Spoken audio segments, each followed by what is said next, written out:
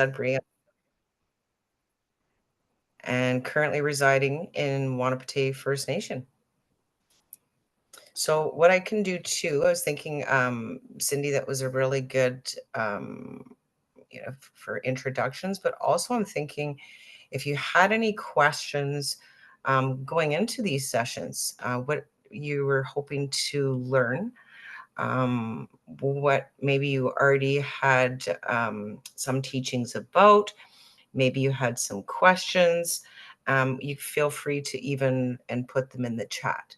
So what I like to do is share the teachings that I've been given, along with at the end, you can see in the back some of the skirts that I have already made. I do have a little Facebook page where I've posted up all my skirts, but I did start just sitting with a couple of grandmothers who had the patience enough to teach me how to sew. And that's where it all started. So I'm going to need to change glasses because I can't see reading wise with those ones. So enjoy your good reading eyes now. So the history of our ribbon skirts, it's a little bit complex and diverse across Canada. So some of the teachings, um, they might have small variations in them, but for the most part, all come back to some of the same beliefs. So according to some of our elders, teachings and ribbon skirts are worn as a symbol of sacredness, of women as life bearers, and it also serves as a way to honor the values that we've been taught and taking care of ourselves as women. Excuse me. So a couple of teachings that I've done some research on, as well as had received the teachings. So a Cree teaching had compared the shape of the ribbon skirt to that of a teepee, and then compared that.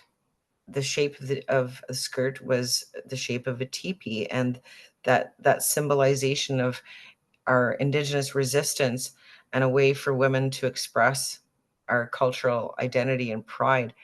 So there's, as you can see, there's many different, I think online, social media has been able to give us a platform to show some of our beautiful culture and some of our very talented sewers and artisans and just creative minds that are coming together and changing what was more of a traditional ribbon skirt. So some of the more traditional ones, thinking for say for a ceremony, so a sweat lodge ceremony, a full moon ceremony, or even something like medicine picking. My first skirt that I ever made is a skirt that I still wear to this day for picking medicines. And it's very simple, not a very expensive fabric, just a very simple broadcloth cotton that I chose the colors that I was always drawn to.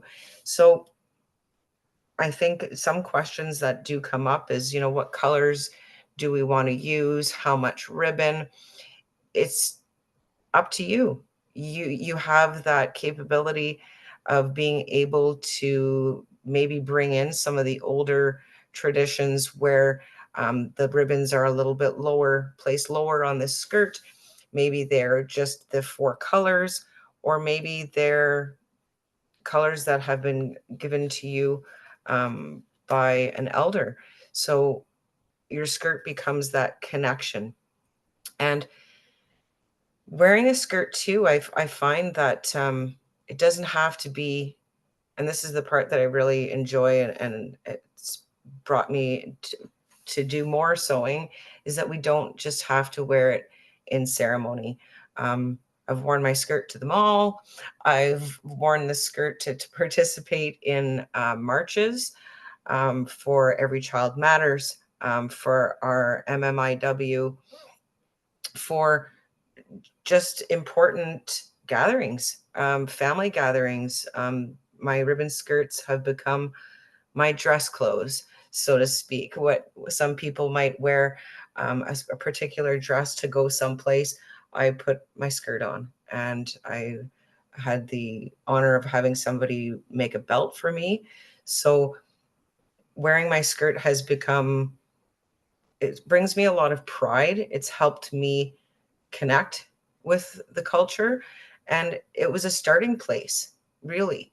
So ribbon skirts can be, as sacred as a ceremony skirt to a garment worn on a fashion show, broad walkway. We have that ability now to be able to bring it bring it out more.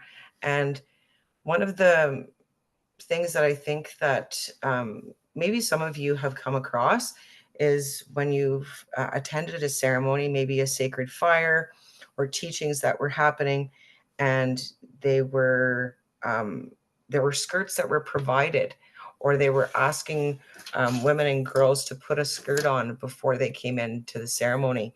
And a lot of people had questions about that, especially in reconnecting. Some of us, some people and some children have been lucky to have been raised with the culture right from day one. And on your walking out ceremony, one of your aunties or grandmothers had you in your first ribbon skirt. So I know I made a little skirt and a side bag for a little important somebody on her first birthday, and I'd like to see if she could fit it now.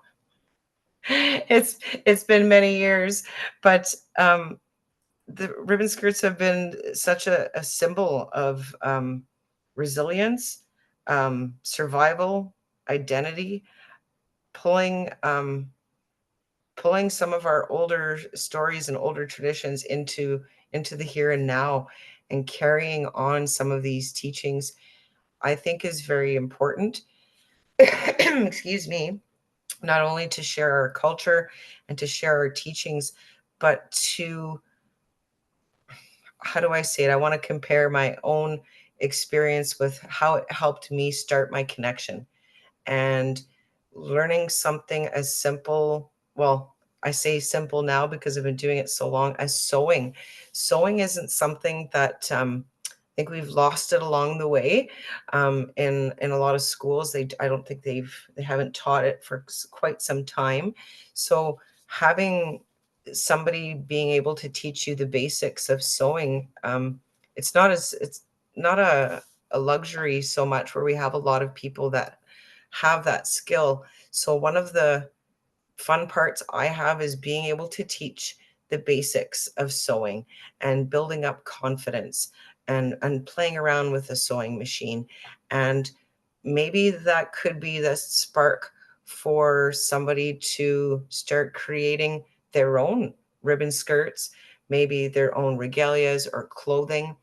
Um, Sewing was often taught to our young girls during the berry fast, and that was sometimes maybe the first introduction to any type of sewing.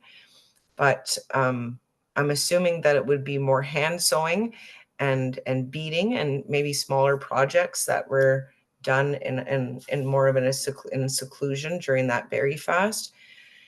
But I really love to share ribbon skirts. There's so many out there, and if this could be the starting ground for somebody to pick this up, that'd be so amazing for me to know that and to see that happen. I've had the pleasure of making many women, many of my friends, ribbon skirts, and had them. The furthest skirt I've made and sent out was to British Columbia, and that was pretty special to me, just knowing that something that I had put so much time and thought, and made it so far, and got the picture of the woman when she was at her graduation. So it was really, really special. So wearing those skirts under our grad gowns, and as soon as that grad gown can come off and you get to show off your ribbon skirt, please do. Um, I love being able to have this opportunity to teach you. If you have any questions, I'm a little bit new at this too, so I'm not a big fan of somebody saying a lot, but I am catching myself saying that. Again, here we go. But any questions, feel free to put them in the chat. I already did put in the chat a couple of things that we will need for the few sessions that are coming up. In the kits, I did include, there's 2 meters of fabric, roughly 1.5 meters of elastic for the waistband. There's 4 different colors of ribbon. So there's 8 pre-cut pieces of ribbon. The pattern is in there, as well as a little scrap piece of fabric with some ribbon that I have glued on there. So that's what we're gonna take our time. We're gonna practice. Some of you might already have tried it out a couple of times, or maybe this is your first time. We're gonna go slow. I'm gonna give you plenty of opportunities to ask questions and even open the floor now. Like I said, I did put in the chat, we're going to need straight pins, or you're going to need straight pins. I have a ton. I've got them all ready with my little tomato ready to go. My grandmother had one of these, so I insisted on having a tomato of my own. A measuring tape. So not one that your grandpa, your uncle's going to use, or your auntie who can fix things is going to use to fix. We need a soft measuring tape, an iron and an ironing board. You might get away with a half ironing board. We just need that ironing board at the final stages of doing our hems. So when we're folding and doing a little bit of ironing there, and some chalk. So we're going to draw some lines. If you feel confident enough to, if you want to wait until our session tomorrow night to start doing anything, you can do that. Feel free to wash the fabric too. If you want to wash it up tonight and have it ironed up ready for tomorrow, that's something that you could also do. That's something that I actually do before I make my skirts, is wash the fabric. It's 100% cotton. So any kind of shrinking that's going to happen, it's going to happen in that first wash. And I spoke really fast, and I'm sweating away. So if you have any questions, if you want to start, I can't see. I see one in the chat, but I don't know if that's a question yet. Okay, no, it's not. So.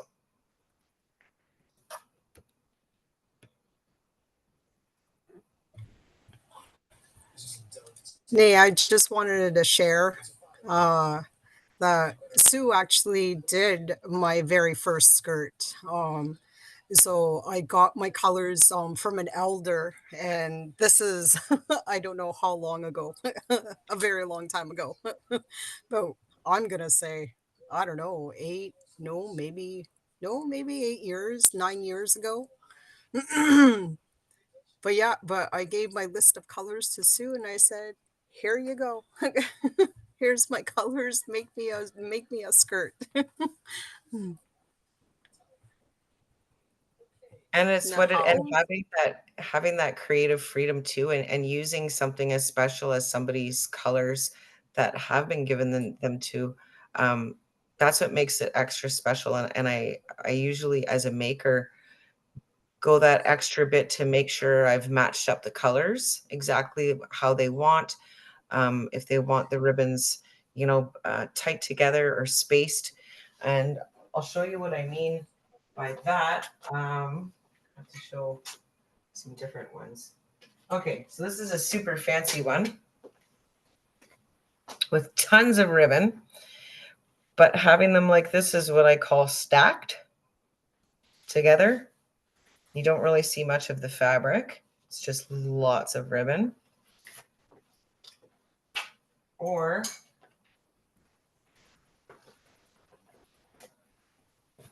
like this one with the spaces. So doing this kind of a style, it is a little bit more work, because we're not only measuring where we're starting out our first ribbon, but we're measuring the space between ribbon. So what I like to try to share is that if this is your first skirt, this is the first time maybe you've even sewn, is that, take it slow, feel free to ask questions. And maybe that the kit that you got, maybe it's not your favorite color, but maybe it is. You never know. But this forum is to be able to give you the opportunity to ask questions and learn. So this skirt that you make with your kit, it might, like I said, it might not be your favorite color, but it might be somebody that you know's favorite color. And maybe it might become a medicine picking skirt, or a skirt that, when certain things are going on in ceremonies, and maybe you have a friend that wants to go and doesn't have a skirt. Maybe you already have one. This is an opportunity too where you can gift a skirt. I think a lot of times in a lot of our, for the most part, the teachings that I've received, when we were taught to make something, or for the first time, we often gifted it away to somebody that was special to us. Like I said, maybe that kit's not your favorite color, but maybe it's your mom's or your auntie's or your cousin's. And the sessions will allow you to learn to make a skirt and have the skills to be able to go on and do it again. And I think what's awesome, if the sessions are recorded too, that definitely you'd be able to go back and see, okay, how did she do that? So what I want to try to do in this upcoming sessions also is, I like to teach by showing you. So I'm going to try to have it set up that the camera is focusing on what exactly I'm doing so that you can be able to do the same thing.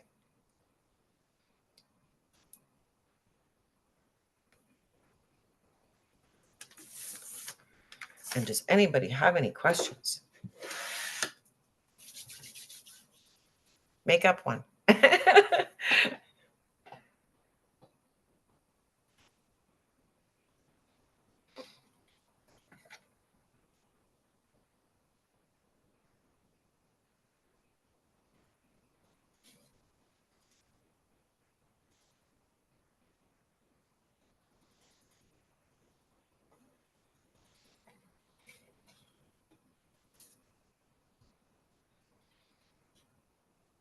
So it's pretty quiet.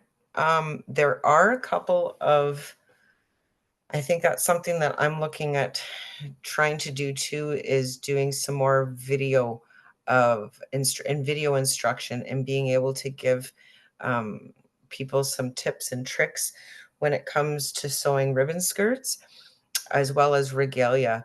There are a few things that I've learned over the past, I'd say I've been doing this for about 15, 16 years. My sewing has definitely gotten better. It was pretty rough at first, but learning quickly and listening and watching a couple of videos myself, I was able to pick it up, and I just love it now. All of the fabric that everybody got was fabric that I actually hand picked out. For whatever reason, I was drawn to all of the fabrics that I pick out. For it could be, for whatever reason, the color, something that the design makes me think of or feel. I usually hand pick a lot of my fabrics. It's just that's what I'm drawn to. And I've had a couple of people say, like, why did you pick that out? That's really beautiful. And I said, I've got good taste. So the opportunities for artistic designs that go along with it are huge. There's lots on Facebook, on social media, Instagram. There's a lot of designers, and Indigenous fashion has really come to the forefront. So they've even tweaked up our ribbon skirts to go into walk runways in big famous art and fashion shows. So we're bringing our fashion with us as our culture continues to be resilient and still be here. and be next to the next designer on the red carpet. And maybe one of yous will be there, and I could show up and cheer you on and say that maybe I made you say, I made you listen to the word 17 times in one little speech, one time in a session, but it got you started on sewing.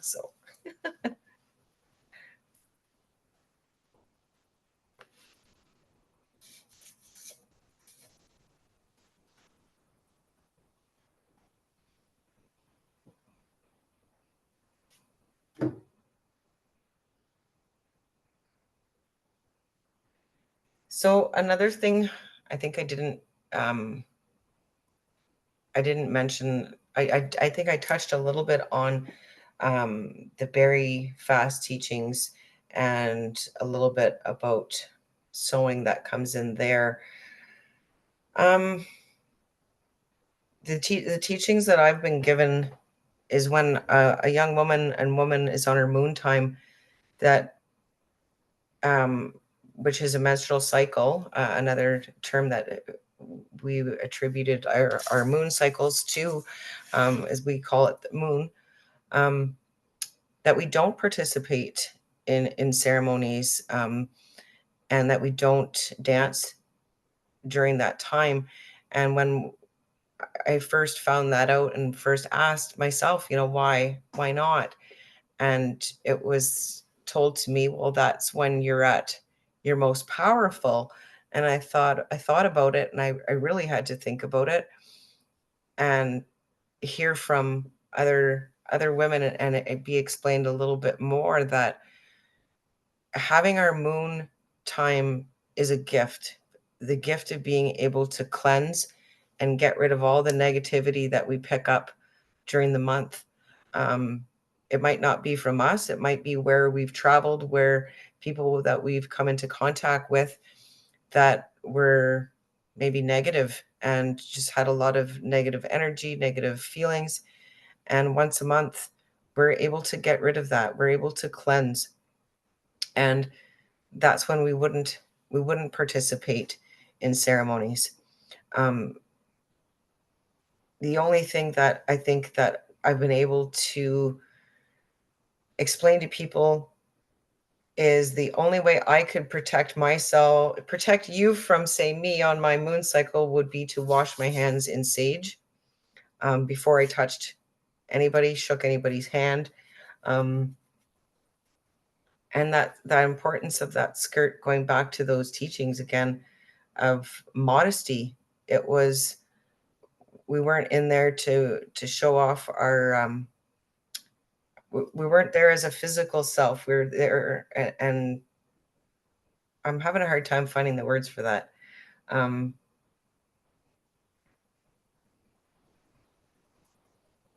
yeah, it being in the way we carry ourselves and being respectful, right? That going back to that modesty and taking care of ourselves and our spirit, and it being in a good way. And I always hear that, you hear that term, my body is a temple.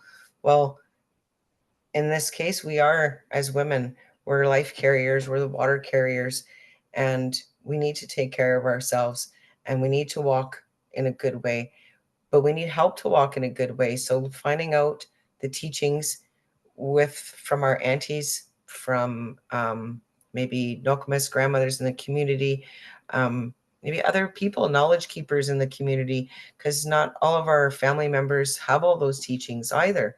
So making, kind of opening your eyes up to seeing who's around. Maybe your auntie doesn't know that teaching, but she knows somebody that does, and that somebody that can be trusted and can give you those teachings that you're seeking. So being able to carry ourselves in a good way starts off with learning those little things along the way and not having them. This is why I always encourage people to, young women, to ask. um, Not all of us grew up with the teachings. I wasn't um, brought up with my culture, and only came to it when I went to college at the age of 19. So being able to learn younger is such an it's amazing opportunity, because looking back now at the age that I am, thinking, wow, I only started at 19 and I missed out on a lot of things. So when you see the opportunities for something like this is I'm honored to be able to share what I know about skirt making, the teachings that I've been given, and please, I don't want to offend anybody. Some of the teachings do change a little bit around, and some things are explained a little bit differently, and somebody might be able to explain it a little bit better than me. Um, but I come to it with good intentions, with a good heart and a good mind, wanting to share the things that were taught to me to our young girls today. And again, miigwech, Cindy, for being able to, or for asking me to be able to do this. And I encourage anybody, message me if you have questions on here. I'm going to shamelessly advertise myself on Facebook. It's Skirts by Sue. But it gives you an idea of some of the things that I've been able to make and create over time. All of us women were shaped differently. We come in all different sizes. And over the years, I've focused my skirt making on custom work. So I wasn't just making, 15 skirts and showing up at a powwow or an event to sell all my skirts. I make it to fit each individual woman. So some of us are a little bit shorter. That would be me. Um, some of us are a little bit taller. I have a niece that's about 6 feet tall, so that some of us are a little taller. So we come in all shapes and sizes, and being able to customize this 2 meter fabric that you have in your skirt kit should be able to be manipulated to fit any size. So if we need the waist to be a little bit bigger, that pattern will fit up to a 53 waist. I'd say 50 inches to be comfortable. Always give a little bit extra if we want a little bit more. If we need a little bit more, we would just make it a little bit wider. If we need longer than, say, average 36 inches for length, we're just going to bring that length down a little bit more. Sometimes with 2 meters of fabric, um, which is the standard, and the standard of my skirt kits, we might tap out at about 36 inches for length, 37 inches. I always encourage, because we're all shaped differently, we all wear our pants differently, right? So some like to wear their waists high up, some like to wear down. Wherever you like to wear your waistbands, that's where you're going to measure your waist from. And then your length is going to be from wherever that waist is to your ankle. So, and I say ankle because if it is to the ground, it does make it a little bit of a tripping hazard, and you can't run really good when it's right to the ground. And sometimes you need to run in your skirt too. So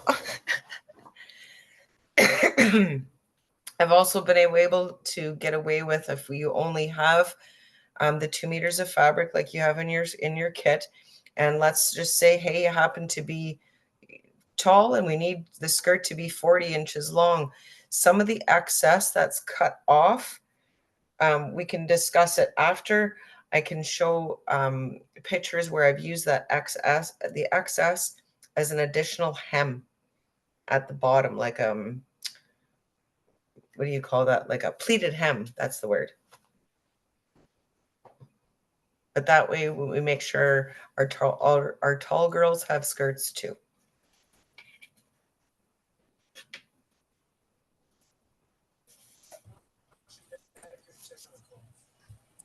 Honey.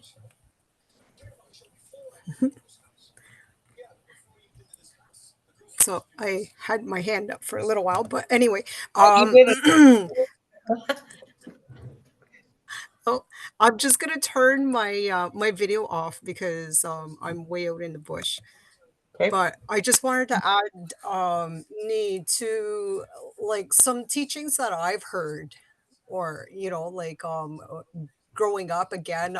I'm like Sue. It's like I wasn't brought up in like with the culture, like I have my language, but I don't have, like, well, I do have some now culture, like participating in ceremonies and stuff.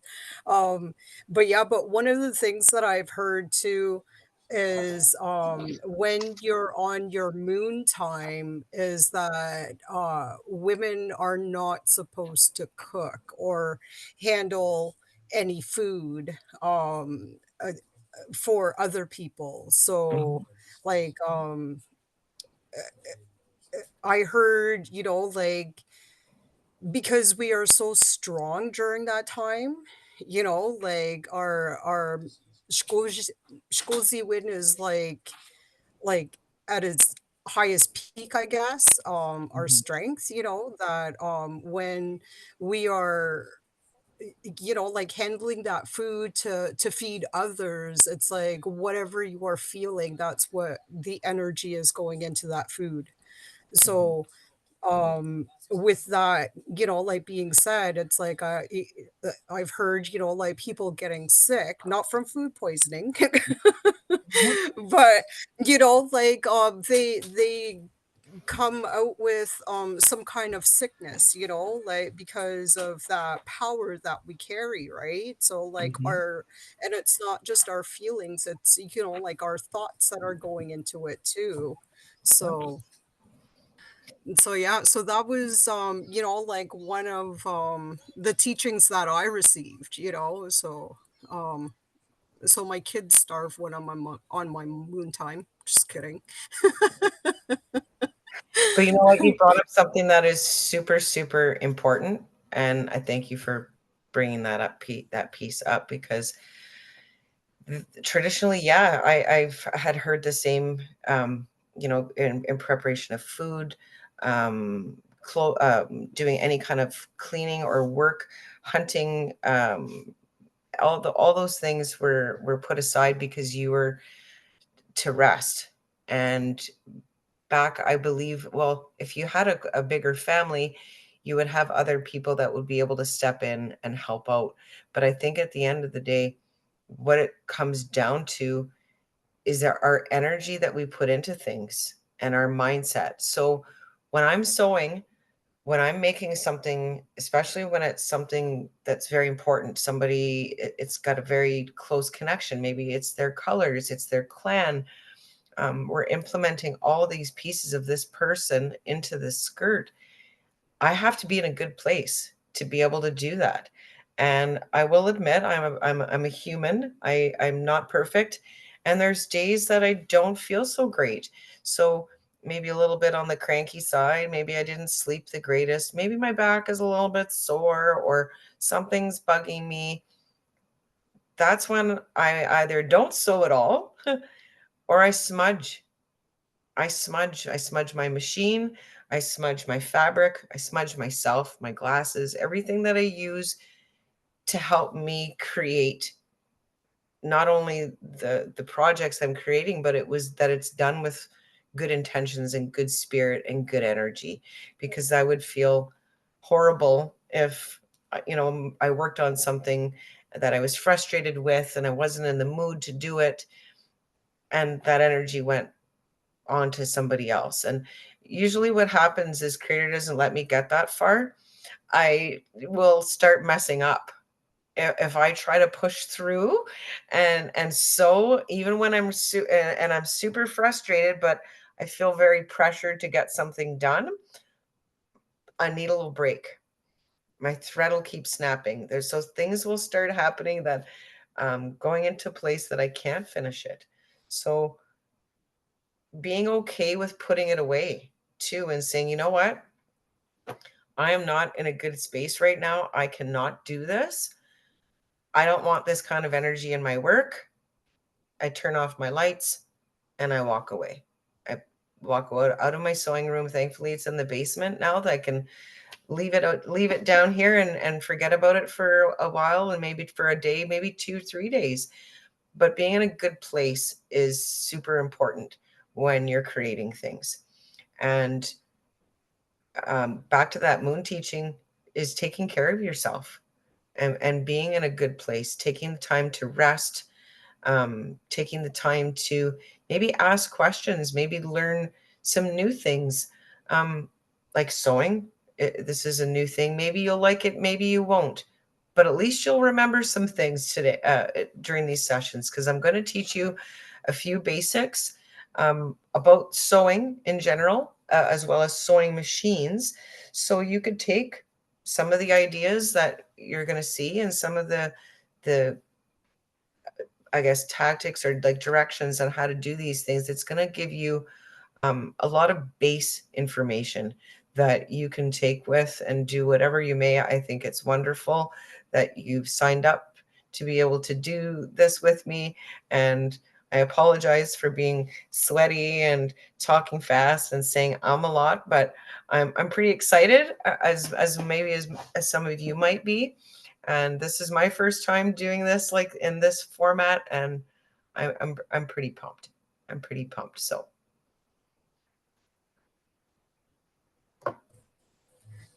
Miss Shen. The I just wanted to add on with Sue on how, like, so I'm a beader. I picked up beading when I was pregnant with my youngest one, so she's turning 9. So 9 years ago I started beading, and it's it's like the same, like you pick out that fabric. It's like I pick out those beads, and a lot of the times it's like my one of my older sons, he's always asking me, like, why are you buying those beads, like, or what are you going to make with them? And I would tell him, I have no idea, no idea yet, but I was drawn to those beads, so I would, like, buy those beads and then tuck them away, and then later on someone would ask me. Yeah, so that's one of my many pieces. Someone would ask me, like they'll either give me their colors or their clan, and I would just start, like creating these beaded, like art pieces, and yeah, it's like those beads that I've already picked, it was for someone already. mhm, Yeah, so and then same thing, it's like when I'm beading, I never bead when I'm on my moon time. mhm, It's I put my beads aside because like what I feel is going into those pieces. So, mhm, um what else? I always have good thoughts. Sometimes I go to my beads when I have a rough day. Um because like beading is like my balance, it's like if I have a rough day and I need my go-to, I'll sit and bead for like half an hour, you know and same thing, it's like if like if I wasn't meant to bead at that time, and then things would start happening, like my needle will break, or my thread keeps shredding on me, or like my beads aren't just sitting right, and then that's when I leave it alone. So yeah, so a lot of our like thoughts and feelings go into our art pieces. mhm. And I think that it becomes like those pieces, especially when somebody's asked you for particular colors. I've done some pretty creative applique designs over the years as well that represented people's spirit animals, like their spirit helpers, their clans as well. And really having those designs sometimes, like I was never much of a draw, like somebody that would be super artistic, be able to draw. I used to always try, um, but you know what, sometimes I get designs in my head and I could see it, and like you said, you pick out those beads, I pick out fabric, and I just see, oh my god, I could do the most beautiful skirt with that. I could just see all these different ribbon colors. So sometimes I picked up a scrapbook just to draw things out, and 15 years has been a lot of learning and a lot of skirts, and nothing brings me more happiness than seeing pictures of um, gatherings, of marches, um, and seeing women wearing the skirts that I've made. So I might not be able to be where that ceremony is happening, because I work and I live in the bush too. I live the other way. I'm north of Sudbury, about 45 minutes. So I'm in the bush the other direction. But so I might not be able to be someplace, but seeing pictures after and seeing those women wearing my skirts, like I made that skirt, I feel like I'm there, and I get goosebumps when I see those women wearing my skirts. So this makes me happy that I might not be making the skirts for you, but I picked out the fabric and I picked out the ribbons, and I can't wait to see what everybody's going to create. And like I said, the door's open for questions. I really like the fact that we're going to be recording. I'm going to have my son with me tomorrow. He's going to be doing the recording, because we're going to I want to do some close-ups of the actual, like the foot pedals of the machines, what I'm doing. And hopefully everybody's got a little helper with them too, that if they're having any issues at home with your bobbins and things like that, that you got somebody that's pretty handy with a sewing machine nearby. So these skills are not something that you use every day, and I think it's a shame that we don't, because so much can be created. And bringing back this quote unquote trade of sewing is it can be an art, along with functionality, right? So um again, I'm pumped.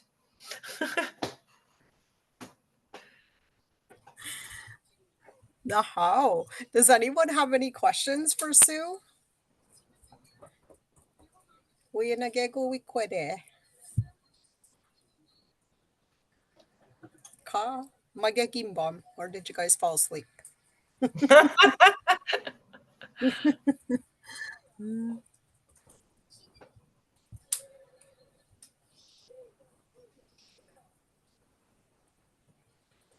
Kawiya?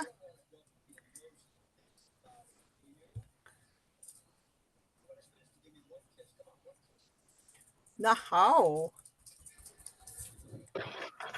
So, our next session is Wabung tomorrow at 6 till 8. So, in the email, there will be a second link for tomorrow, because it's a different time start. Um, I didn't realize, like if I would have kept all the time starts, we could have used the same Zoom link. But because in my crazy mind, we did different time starts. No. So the next two sessions, you will click on that second link for tomorrow, meanwhile Friday. Okay, and then Saturday is the last link, because Saturday we're starting at 1 until 3, and then tomorrow is 6 till 8. Now, so they're 2 hour sessions, but I know Sue has talked about that she's willing to be, like if we go past the 2 hours a little bit, that she would be free to answer or show, like if you guys have any questions then.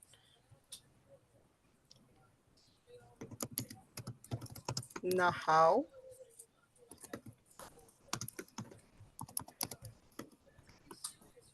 oh, I just hear Sue typing away really hard. It's my laptop too, so it's different. It's my different than my regular. So what I did is I put in my Facebook page, both of them, my business page as well as my personal, because if anybody gets stuck anywhere, like Cindy's saying, I'm definitely able to reach out to me if we want to do a video chat. If we need to show you something, I have no problems with helping anybody out.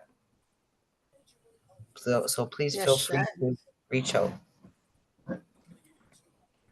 Yes, should.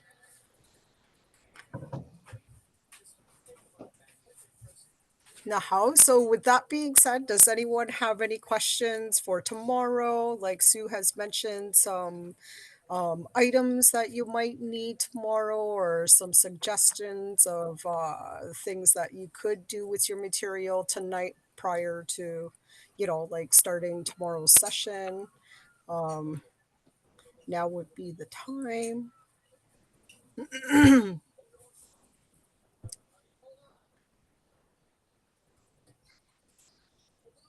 Now how? So I don't see. Ray has thumbs up and there. Now how? So with that being said, no questions at this time. We will see you all. Wobung.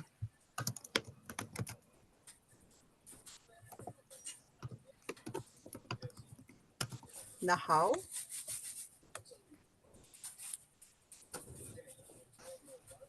Okay, so Miigwech. Sue says wash in cold water. Now how? Dry and iron.